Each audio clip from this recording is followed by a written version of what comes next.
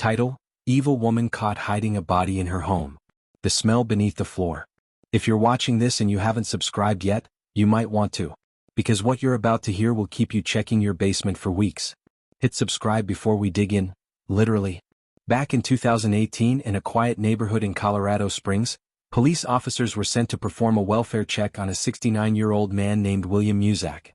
His son James had grown worried. He hadn't heard from his dad in weeks. No calls. No texts. Not even one of his father's usual sarcastic voicemails. The house William lived in was a modest, slightly run-down two-story home on a quiet street. But when officers arrived, they were greeted not by William, but by his daughter, Dana Jennings, who had moved in with him a few months earlier. She was barefoot, wearing pajama pants, and seemed oddly flustered. "Hey there," the officer said. "We're just checking in on your dad. Haven't heard from him in a while." Dana blinked rapidly, a nervous smile twitching at her lips. "Oh, yeah, Dad's fine. He's, up in the mountains right now. With a girlfriend, I think. I'm not sure where exactly." The officer's pen paused over his notepad. "He's been gone long?" "Couple weeks," she shrugged. "He does that sometimes." But William's family said that wasn't true. William never disappeared without calling. He might have been forgetful, sometimes grouchy, but he wasn't careless. And he certainly didn't abandon his phone, his car, and every personal belonging he owned at home. When Dana mentioned that William had lost his phone, the officer asked if they could come inside and check around, just to make sure he wasn't hurt somewhere in the house. Dana hesitated. Her hand hovered over the doorknob, frozen. Then she smiled. "Sure. But, the place is a mess." The moment the door opened, an overwhelming stench hit the officer's face like a wall. It was sharp, sour, and heavy, like rotting meat mixed with sewage. Dana quickly waved her hand. "Sorry about that. The toilet downstairs backed up. I've been dealing with it." But the officer had been on the job long enough to recognize that smell. Sewage didn't smell like death. Inside, the home was suffocatingly cluttered. Clothes and trash bags piled high, random furniture flipped sideways, dishes crusted with mold. Dana limped slightly, claiming she had broken her foot. Her eyes darted constantly, from the officer's face to the stairs to the basement door. "She said her dad sleeps on a massage table when he's here," one officer later recalled. "It was weird. Like she was making up the story as she went." They checked every room. No sign of William. His keys were still on the counter. His wallet sat on the table. His phone, dead but present, lay next to a half-eaten sandwich that looked weeks old. Before leaving, the officer asked Dana again, "So, you haven't seen him in about 2 weeks?" She nodded quickly. "Yeah. He got picked up by a friend, I think. But I don't remember who." That small, strange visit could have ended there. But when the officer filed his report, the details gnawed at him. William's phone left behind. His car's unmoved. The smell. Dana's inconsistent answers. It didn't sit right. A missing person report was filed that evening. A few days later, William's son James came to the police station with something chilling. Text messages from his father, sent weeks before he vanished. In one, William wrote that Dana had brought him a burger, and that after eating it, he slept for 15 hours straight. Another message was even more disturbing. "I think Dana might be poisoning me." Those words hit detectives like a thunderclap. Within a week, investigators had enough suspicion to request a search warrant, but it took nearly a month for the paperwork to process. By then, Dana had grown noticeably calm, even cheerful, each time officers stopped by for updates. When the search warrant was finally approved, detectives arrived early one morning. Dana was escorted out of the home for questioning while a forensics team entered. The moment the officers stepped inside, they felt the air grow thick with decay.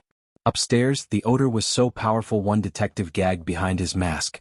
The house was worse than before: filth, old food, and a faint metallic tang that clung to every breath. Downstairs, they found the source of Dana's plumbing issue. A section of the basement floor looked different, like the concrete had been recently poured. The edges were still lighter in color than the rest. Against the wall, boxes of old magazines and trash had been stacked high, as if to hide the patch. One officer tapped the new concrete with his boot.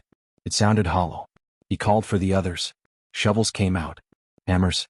And as they broke through that thin gray crust, the smell erupted like a monster exhaling from the earth. It wasn't sewage. It wasn't rot. It was death, old, unmistakable, and human. The detective upstairs got a text on his phone. "We found something.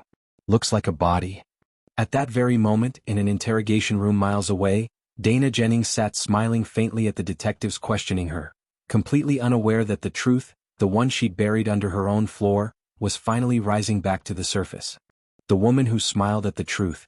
When detectives told Dana that they had found something unusual under her basement floor, her expression didn't shift. No gasp. No tears. Just a faint, polite smile that made one of the officers' skin crawl. They hadn't even said what they found yet. "Miss Jennings," the lead detective began carefully, "do you know why we were searching the basement?" Dana leaned back, crossing her arms loosely. "Probably because of the smell," she said casually. "I told you about that already. Sewage problem." The detective nodded slowly. "Yes, you mentioned that. But the odor didn't come from sewage. It came from something else, something human." That smile faltered, barely. A blink, a shallow breath. Then she said, "I don't know what you're talking about." But in the basement, forensic officers were already lifting out layers of debris and freshly disturbed soil. And what they found wasn't just a body, it was William Musaka's body, wrapped in plastic sheeting, duct tape sealing the edges, and covered with a thin, uneven layer of quick-drying cement. It had been there for weeks. 0:45. When investigators peeled back the first layer of plastic, the smell was unbearable.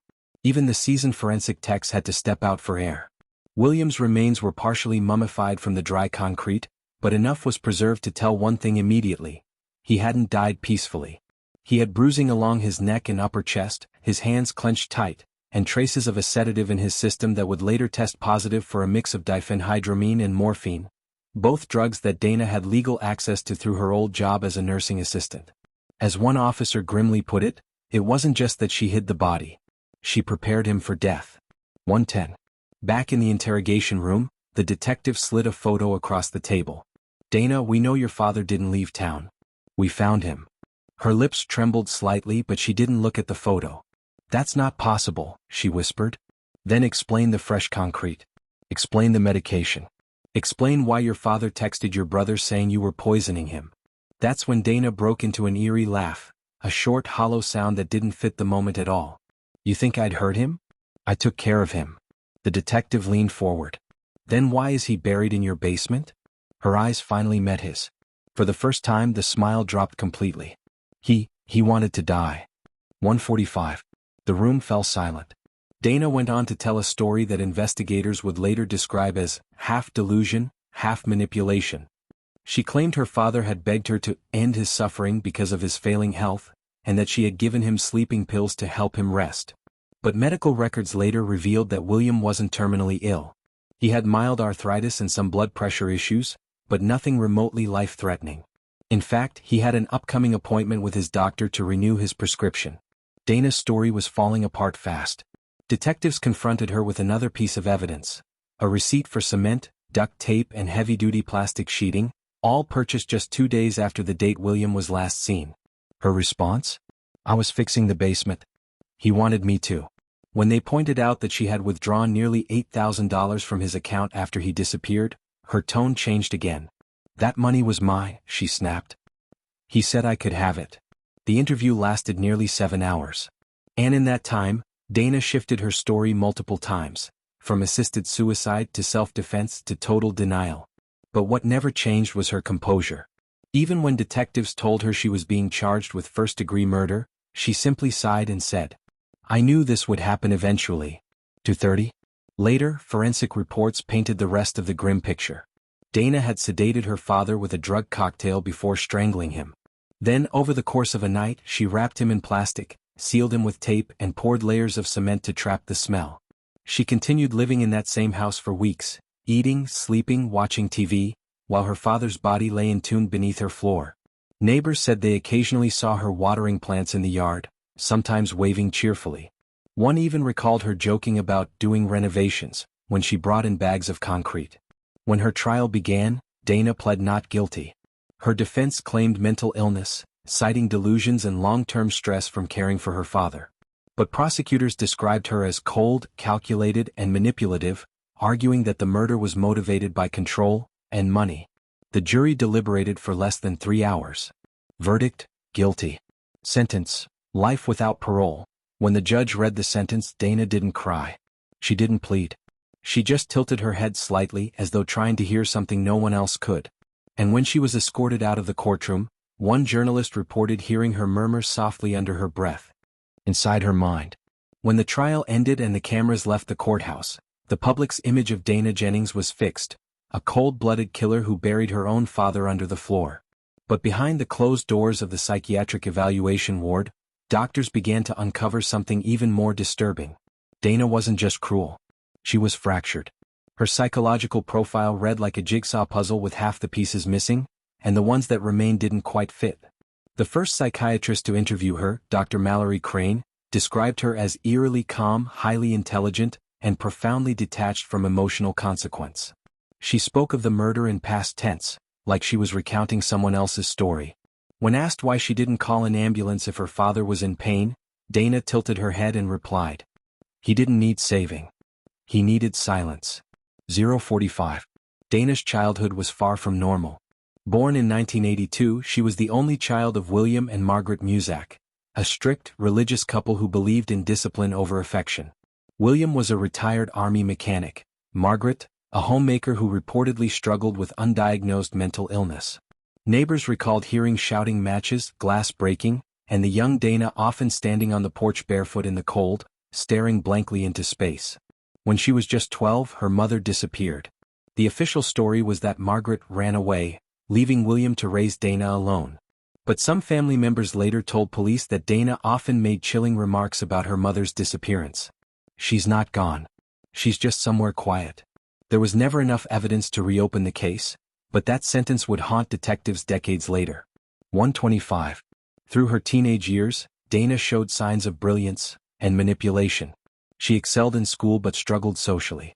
Teachers described her as polite yet unsettling, always watching people, mimicking their behavior to fit in.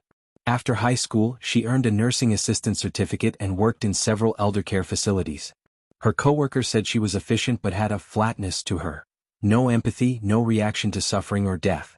When one resident passed away during her shift, she reportedly just said, "Well, that's one less to feed," and went back to paperwork. She was fired twice for being emotionally inappropriate. By her mid-30s, she'd bounced from job to job, often leaving under suspicious circumstances, missing medication, forged time cards, even a complaint from a patient's family about unexplained bruising. Still nothing stuck. She always had a calm answer, a believable excuse. Until she moved back in with her father. 205. Detectives later pieced together what life inside that house had become. William was aging, frustrated, and verbally abusive at times. Dana, unemployed and resentful, depended on him financially. What started as caretaking slowly turned into control. She handled his pills, his meals, his bank account. The power dynamic flipped completely. When William started to realize what she was doing, cutting off his phone, restricting his visitors, controlling his finances, arguments escalated daily. The last recorded phone call between them, obtained through a voicemail system, captured William yelling, "You're not my nurse, Dana. You're my daughter. Stop treating me like a patient." She hung up before he could finish. A week later he was dead. 240. Psychologists would later label Dana's condition as a mix of narcissistic and antisocial personality traits, with elements of factitious disorder by proxy, meaning she enjoyed controlling or fabricating illness in others to gain sympathy or power. But what stood out most in every evaluation was her total absence of remorse. When asked directly, "Do you regret killing your father?" she didn't hesitate. "I regret getting caught." 3 o'clock. Inside prison, Dana became something of a legend. Inmates called her the quiet nurse.